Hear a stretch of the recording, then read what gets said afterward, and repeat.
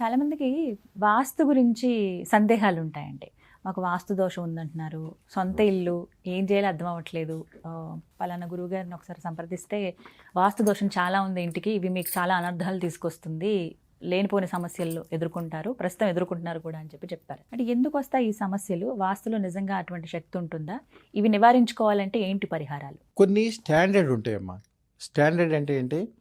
ఒక ఇంటికి ఆగ్నేయం పెరిగింది అనుకోండి, మీరు ఏమి అడగక్కర్లా. ఆ ఇంట్లో ఆడవాళ్ళు లేకపోవటం కానీ, అంటే చనిపోవటం కానీ, లేకపోతే వాళ్ళు తీవ్రమైన అనారోగ్యంతో కానీ ఉంటారు. ఆగ్నేయం పెరిగితే అది గ్యారంటీగా, దాంట్లో ఏం సందేహం లేదు. మీరు ఎక్కడైనా చెక్ చేసుకోండి.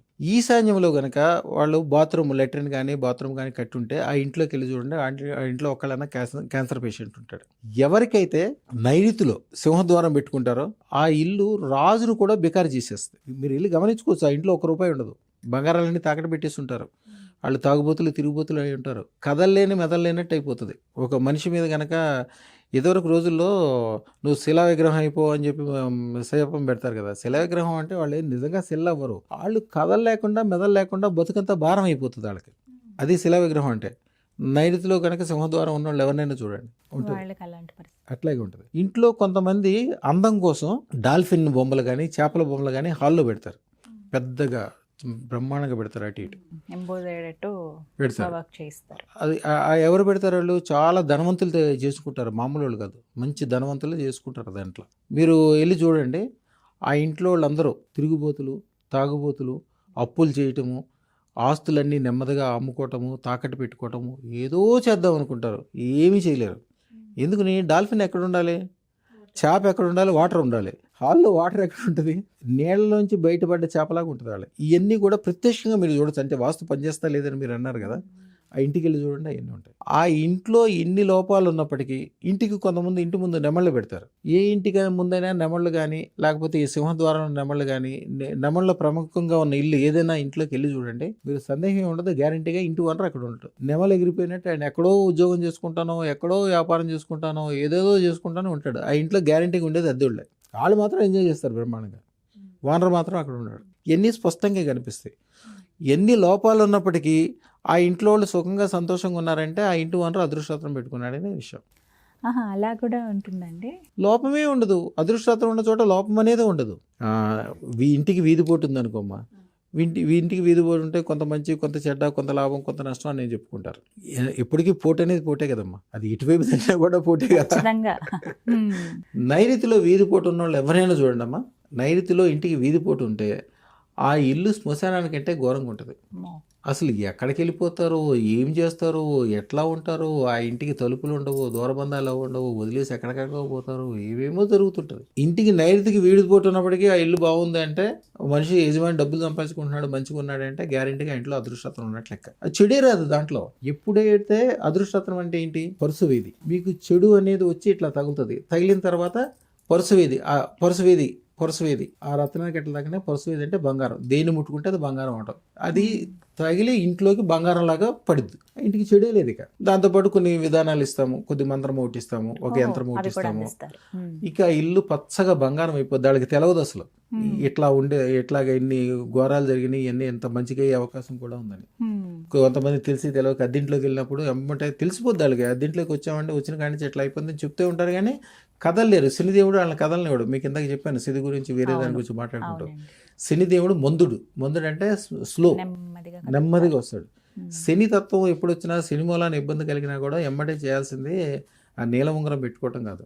నీలం ఉంగరం పెట్టుకుంటే, నీలం అంటే శని కదా, శనిని తీసుకొచ్చి దగ్గర ఎవరు పెట్టుకుంటారు? అవసరం చక్కగా 1 కిలో బెల్లం తీసుకెళ్ళాలి, శివాలయంలో శని దగ్గర పెట్టాలి. ఇంటి దగ్గర నుంచి వెళ్ళేటప్పుడు ఖర్జూరాల రసము, 1 కిలో పంచదార, ఆవు పాలు, ఈ 3 తీసుకెళ్ళి బెల్లమేమో శని దగ్గర పెట్టి 9 సార్లు ఆ నవగ్రహాల చుట్టూ తిరిగి కాళ్ళు, చేతులు, మొహం శుభ్రంగా కడుక్కుని తర్వాత శివుడికి అభిషేకానికి ఈ 3 వస్తువులతో అభిషేకం చేసుకుని ఇంటికి వెళ్ళాలి. సంవత్సరానికి ఒకసారి చేస్తే చాలు. బెల్లం మాత్రం శనీశ్వరుల వరకు పెట్టాలి. అంతే. ఖర్జూర రసము, పంచదార, ఆవు పాలు, ఈ 3 అభిషేకం చేయించాలి.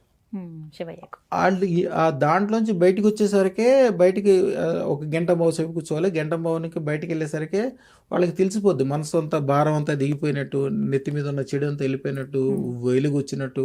వాళ్ళకి అప్పుడు దాకా ఉన్న సమస్యలకి పరిష్కారం దొరుకుతున్నట్టు. కొంతమంది అదృష్టరత్నం పెట్టుకునే శక్తి లేకపోతే, శక్తి లేదంటే ఇదే కారణం. అప్పుడు ఎమ్మటే వెళ్ళాలి, ఆ శివాలయంలో కిలోంబో బెల్లం ఇవ్వాలి, శివుడికి అభిషేకం చేసుకోవాలి, స్వామి నాకు అదృష్టరత్నం పెట్టుకునే శక్తి ఇవ్వమని అడగాలి, అంతే. అది 3వ రోజున 4 రోజులు వచ్చి పెట్టుకోగలుగుతాడు. డబ్బులు ఎటు నుంచి వచ్చేస్తాయి. చాలా మంది ఏం చేస్తారంటే, నాది అదృష్టరత్నానికి సంబంధించింది అదృష్ట దేవతది నాది ఫోటో కలిపి కాలర్ ఐడీలు పెట్టుకుంటారు. ప్రతిసారి చూసుకుంటాం కదా అండి, ఎప్పటి నుంచో అనుకుంటుంది అవలేదండి, పెట్టుకున్నామంటే ఈ పనులు అయిపోయినాయి, డబ్బులు వచ్చినాయి, అదృష్టరత్నం తీసుకెళ్ళాలంటే. కొంతమంది ఒక ఆయన అయితే సత్యనారాయణ గారని అన్ని రకాలుగా బాగానే ఉంది, కానీ చిన్న పని ఏదో టీ కొట్టు లాంటిది ఏదో. సార్ మేము ఎప్పుడు జీవితంలో ₹1,00,000 చూడలేదు సార్, వస్తుంది తింటాము అమ్ముతాము మళ్ళీ సామాన్లు తెచ్చుకుంటాం మళ్ళీ చేసుకుంటాం సార్, మీకు ఆల్రెడీ పెట్టుకున్నాము, ఇప్పుడు ₹18 లక్షల డబ్బులు వచ్చినాయి, ఎప్పటి నుంచో ఇల్లు అనుకున్నాము, ఇల్లు కూడా వాళ్ళు ఖాళీ చేస్తూ వీళ్ళకి చాలా తక్కువ రేటుకి ఇచ్చి వెళ్ళిపోయారట. ₹18 లక్షలకి హైదరాబాద్ సిటీలో ఇల్లు ఎక్కడ వస్తుందంటే, అది మామూలుగా వేరే వాళ్ళకి అమ్మాలంటే చాలా కాస్ట్లీ ఉంటుంది. వాళ్ళు అమెరికాలో ఉండి ఇక్కడికి వచ్చి వీళ్ళ మీద ఖాళీ చేయించి ఇవన్నీ చేయటం ఎందుకని చెప్పి దాదాపు 3 కోట్ల ఖరీదు ఉన్న ఇల్లు వాళ్ళకి ఫస్ట్ నుంచి వాళ్ళు ఖాళీ చేయమన్నోళ్ళు అదృష్టరత్నం పెట్టుకున్నాక వీళ్ళకి 18 లక్షలకి వీళ్ళ దగ్గర ఉన్నది అదే 18 లక్షలు మా దగ్గర ఎక్కడ నుంచి మాకే తెలియదండి అంటున్నారు. మీ దగ్గర అదృష్టరత్నం పెట్టుకున్న భార్య భర్తలు ఇద్దరు పెట్టుకున్నారు, ఇది 2 లక్షలు అదొకటి, అంటే దాదాపు 20 లక్షలు సంపాదించారు 2 నెలల్లో కాలరెడీ పెట్టాక. చాలా మంది ఆడవాళ్ళు అయితే బ్రహ్మాండంగా కాలరెడీ పెట్టుకున్నాక బట్టల గుట్లు పెట్టుకుంటారు, బూటికలు పెట్టుకుంటారు, ఎక్కడి నుంచో డబ్బులు వచ్చేస్తాయి. ఎంత పెట్టుకుందామని మనసులో అనుకుంటే చాలు, ఆ రోజు నుంచి స్టార్ట్ అవుతుంది.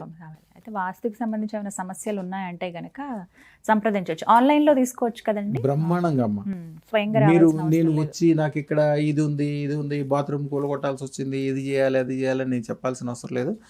ఏదన్నా కంపల్సరీ మార్చాల్సి వచ్చిందంటే నేను ఆన్లైన్లో చెప్పేస్తాను, అసలు అవసరమే రాదు. అదృష్టం ఉన్న చోట చెడే ఉండదు, కోటి సూర్యుల ప్రభావం దాంట్లో వెలుగు ఉంటుంది, ఇక చీకటి ఎక్కడ ఉంటుంది. వాస్తు అనేది చాలా చిన్న విషయం, ఆ చిన్న విషయం అనేది భూమి మొత్తాన్ని ప్రభావవంతం చేసే, అంటే మీరు ఎప్పుడైతే అదృష్టం పెట్టుకుంటారో గుండ్రంగా ఉన్న భూమి మొత్తం గ్లోబ్ మొత్తం మీ చేతిలో ఉన్నట్టే. గ్లోబ్ మొత్తం భూమి మొత్తం మీ చేతిలో ఉన్నప్పుడు మీకు ఇంకా వాస్తు ఏంటి? మీరే వాస్తు పురుషుడు కంటే కోటి రెట్లు ఎక్కువ పవర్ఫుల్. మీరు ఎవరికైనా దీవిస్తే కూడా మీ చేతిలో ₹1 వెళ్ళిచ్చినా, ఒక స్వీట్ ఇచ్చినా, మీ చేతితో పసుపు బొట్టు పెట్టినా వాళ్ళ ఇంట్లో ఉండే వాస్తు దోషాలు కూడా పోతాయి మీరు అదృష్టం ధరించిన తర్వాత. సంతోషం అండి. అమ్మమ్మ, మీకు కూడా మీ జీవితంలో ఒక మార్పుని చూడాలని, ఉన్నత స్థానాలకి ఎదగాలనే కోరిక ఉంటే కనుక మీరు కూడా అదృష్టరత్నాన్ని ధరించండి. ధరించాలనుకునే వాళ్ళు స్క్రీన్ మీద కనపడుతున్న నెంబర్స్కి కాల్ చేసి అపాయింట్మెంట్ని బుక్ చేసుకుని గురువు గారిని కలిసి ఆ రత్నం అందుకోండి. నమస్కారం.